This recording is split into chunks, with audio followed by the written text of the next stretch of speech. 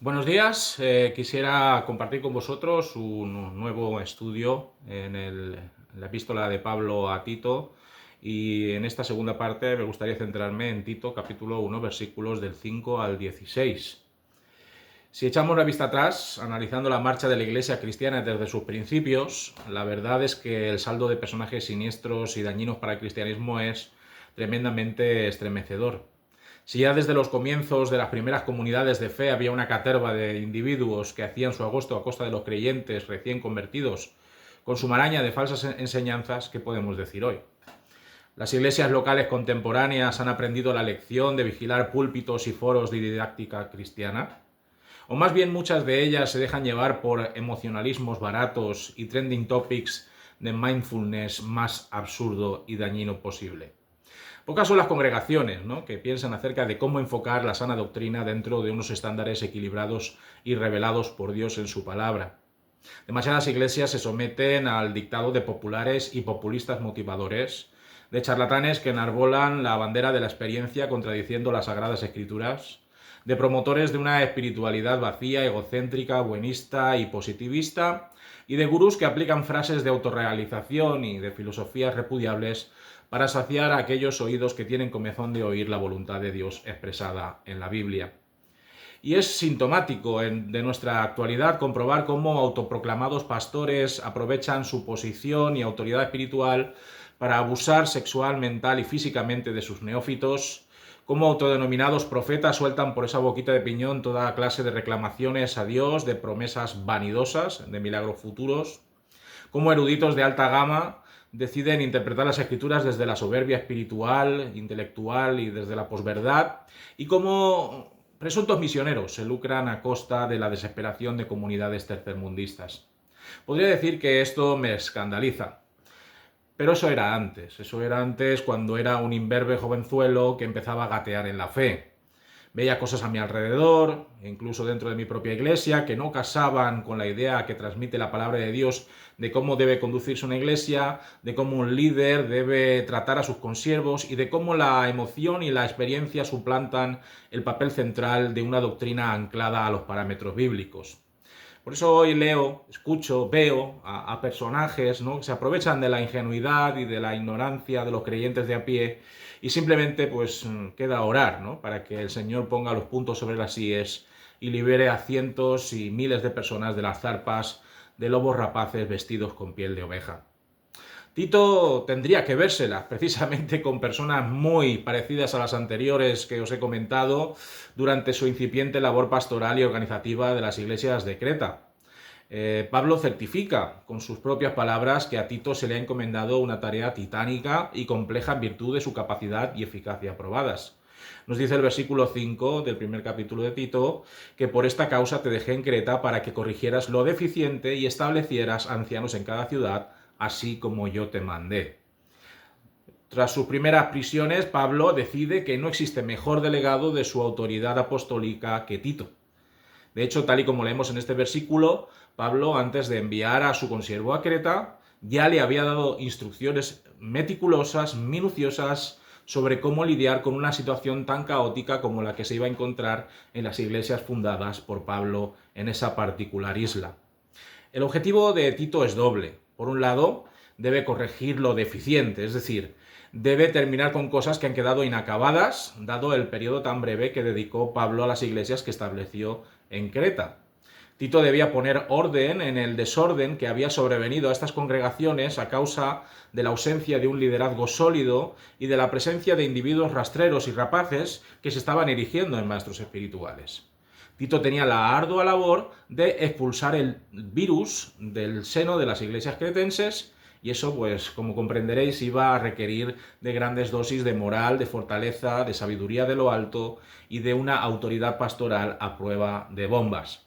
Por otro lado, Tito tenía también la misión de seleccionar y colocar a personas fiables y leales al Evangelio de Cristo en posiciones de liderazgo dentro de las comunidades de creyentes cretenses.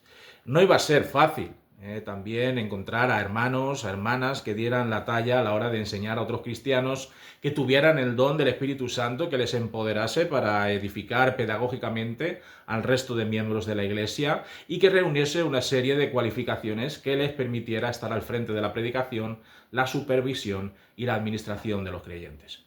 Esto iba a requerir tiempo, iba a requerir mucha paciencia, pero el fruto en la búsqueda y firmeza de su elección revertirían en un beneficio y en un saneamiento espiritual sumamente necesarios para una comunidad de fe que iniciaba su andadura.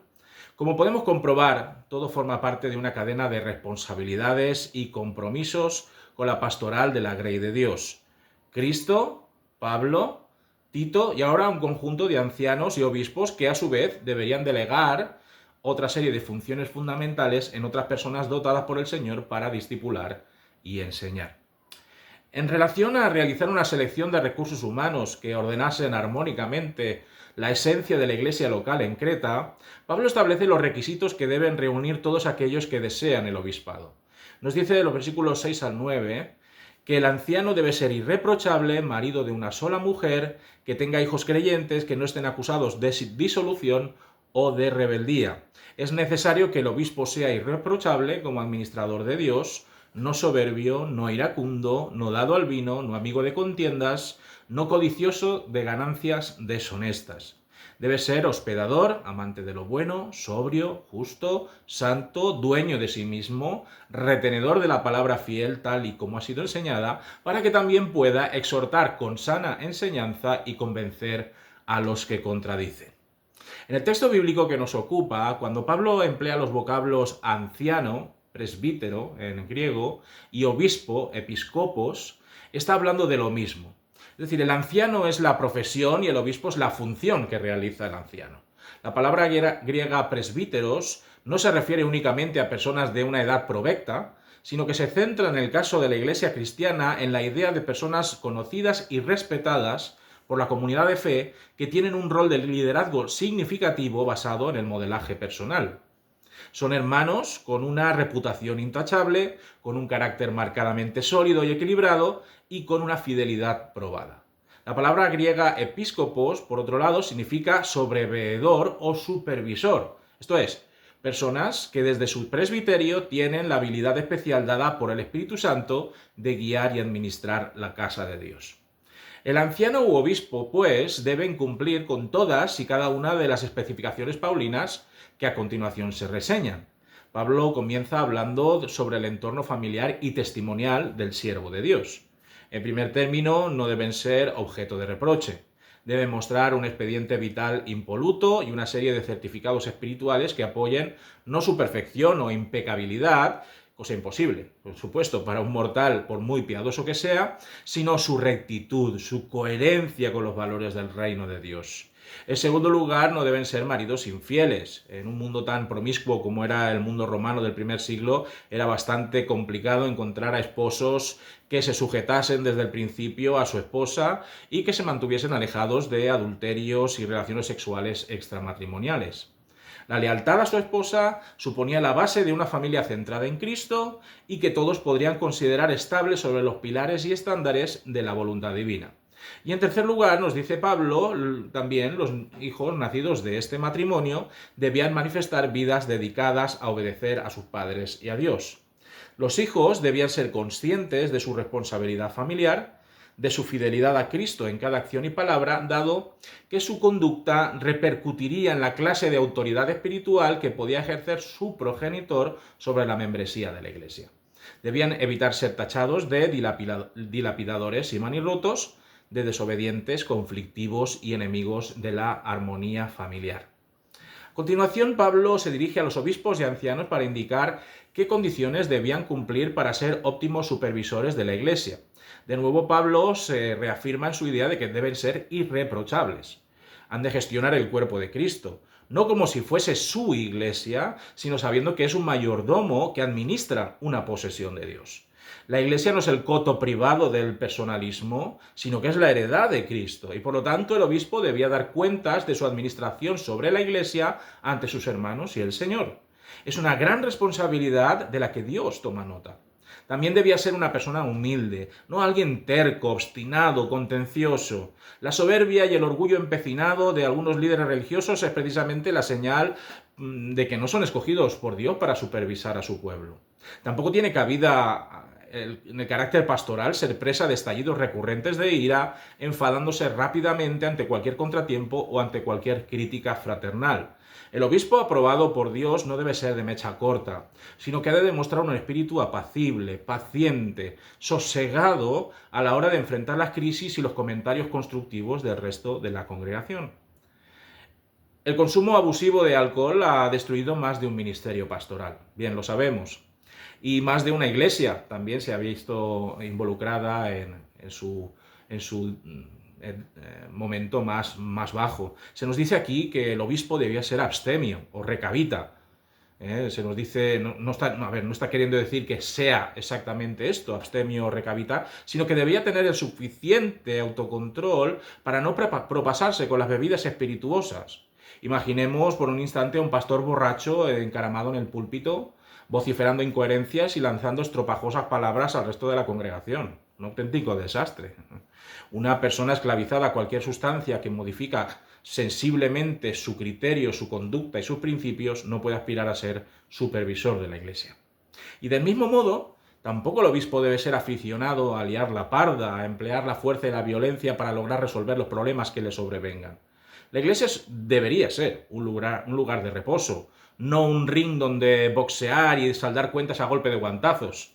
Un líder que se muestra agresivo, verbal o físicamente, debe ser removido de su posición lo antes posible, so pena de generar intranquilidad, disputas, mal testimonio para con los de afuera. Y por último, nos dice Pablo, el obispo no habría de anhelar ser sobreveedor de la comunidad de fe únicamente para llenarse los bolsillos con las ofrendas u óvulos que los asistentes de forma deshonrosa y vergonzosa pudiesen manifestar.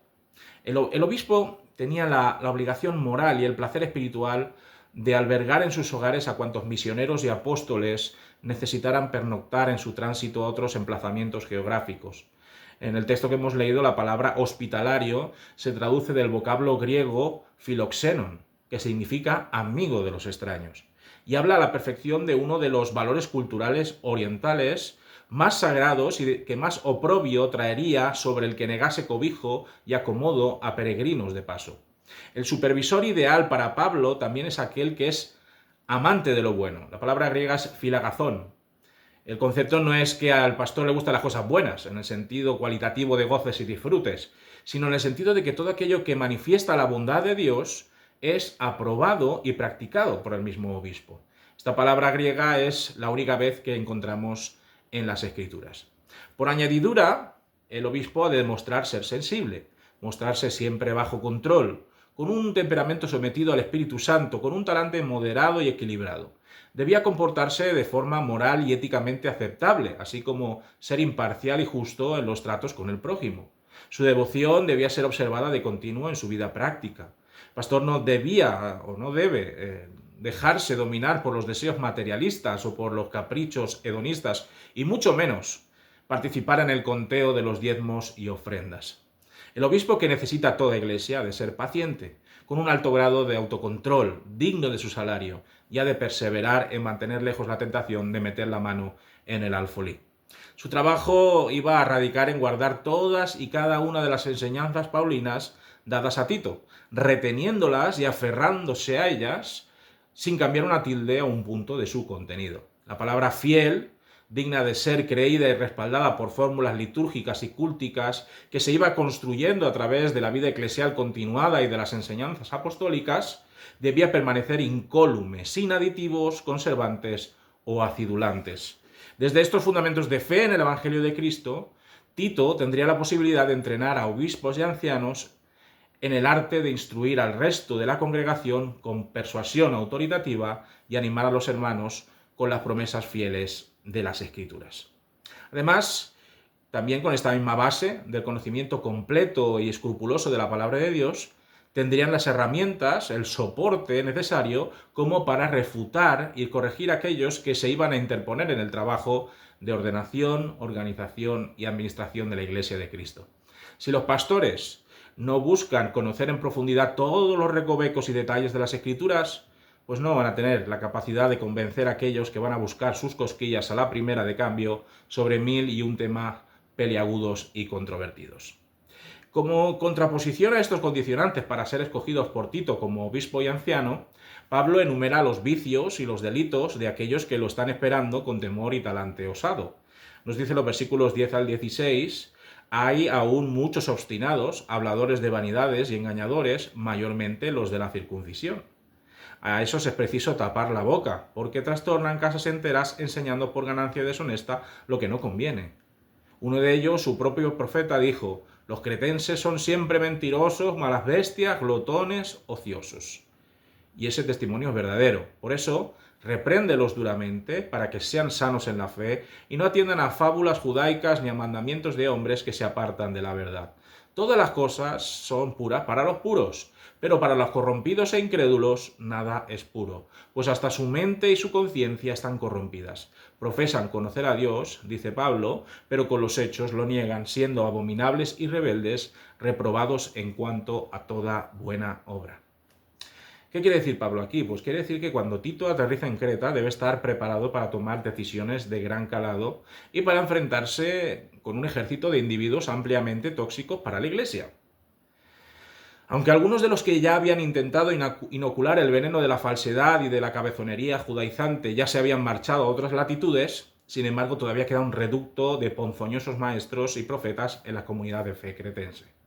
Son, entre otras cosas, como nos dice Pablo, personas tercas, contumaces, que no dan su brazo a torcer, y aunque tengan la verdad delante de sus narices y los argumentos en contra de sus posiciones sean aplastantes, ellos van a seguir R que R. Son infladores conversacionales, recolectores de paja en sus argumentaciones, charlatanes que hablan por hablar sin decir nada, sofistas que enredan la madeja y que no saben dónde están en sus planteamientos, aunque sí saben cómo camelarse a las masas.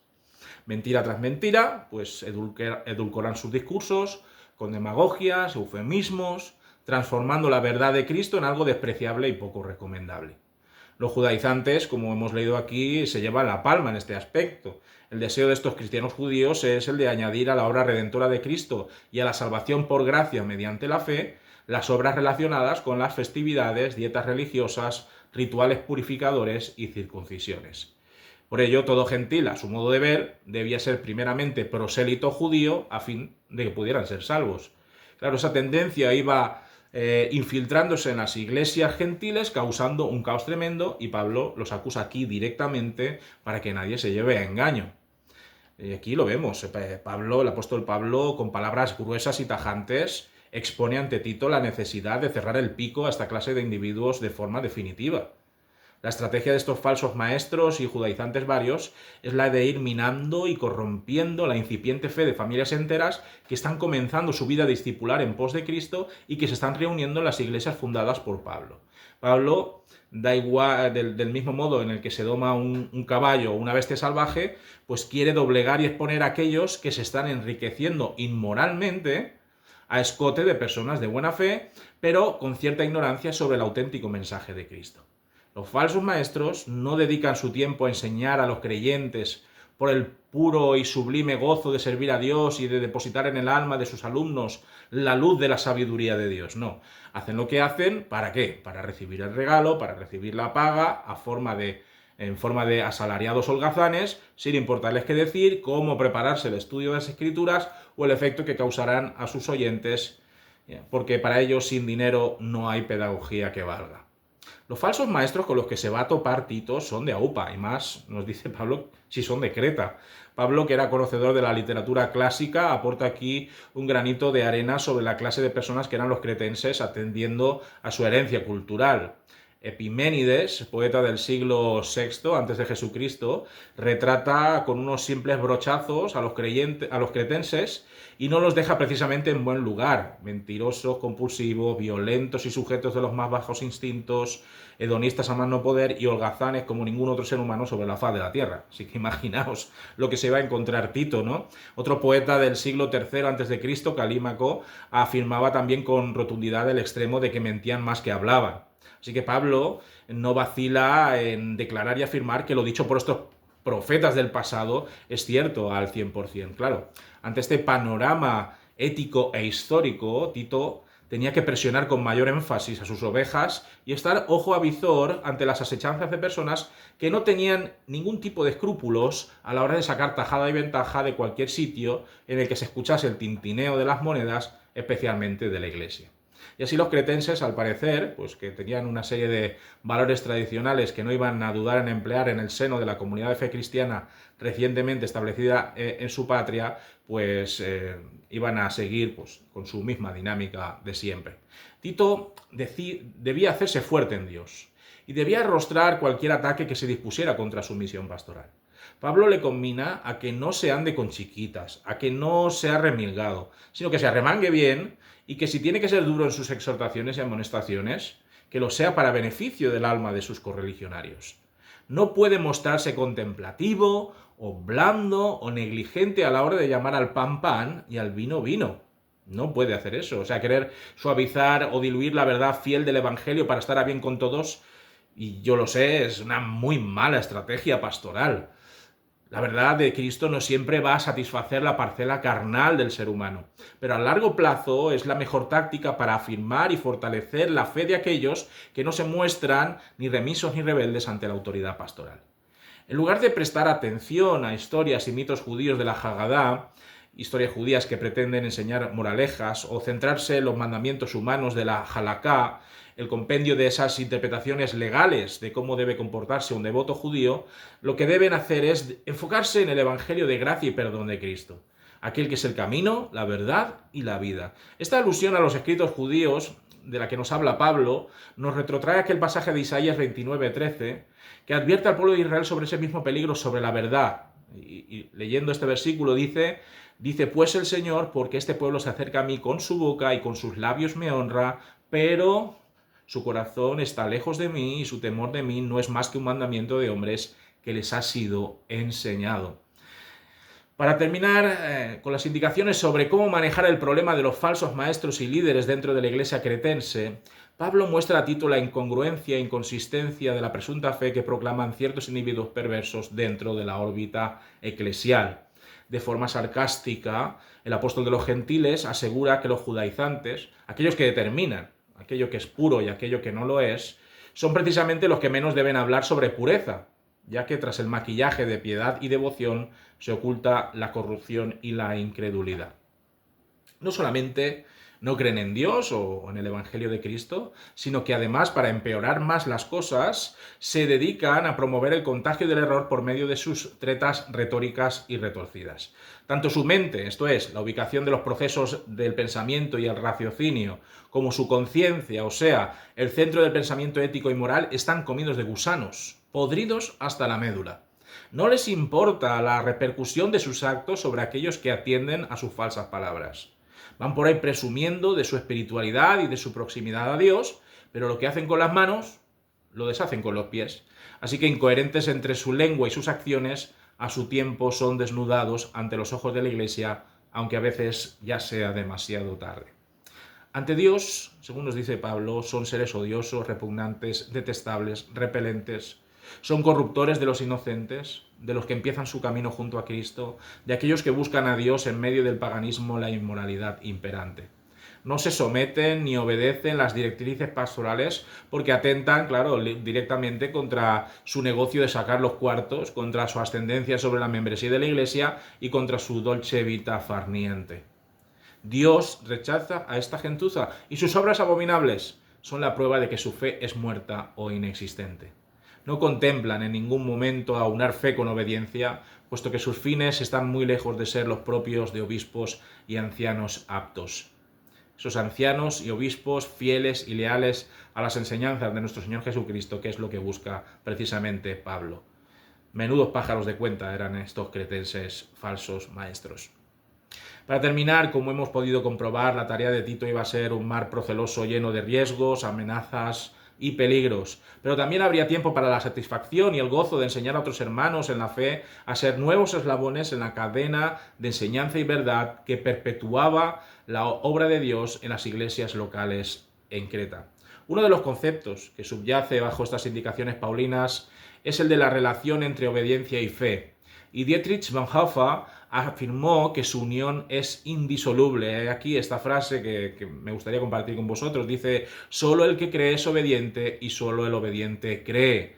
La fe solo es real cuando hay obediencia, nunca sin ella. Y la fe solo se convierte en el acto de la obediencia. 3 lecciones podemos aprender aquí. La necesidad de cuidar la estabilidad y calidad de la enseñanza cristiana en nuestras iglesias, la conveniencia de escoger a personas respaldadas por el Espíritu Santo y por una serie de condiciones fiables y constatables, y la estrategia que el liderazgo debe implementar para erradicar de en medio de la iglesia a aquellas personas que solo estorban y contaminan el avance espiritual del resto de miembros de comunidad de fe.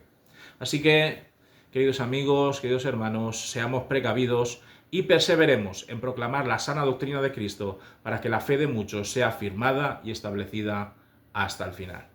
Si te ha gustado esta reflexión, este estudio bíblico, pues puedes dar me gusta o suscribirte, pero sobre todo que haya sido de bendición para tu vida.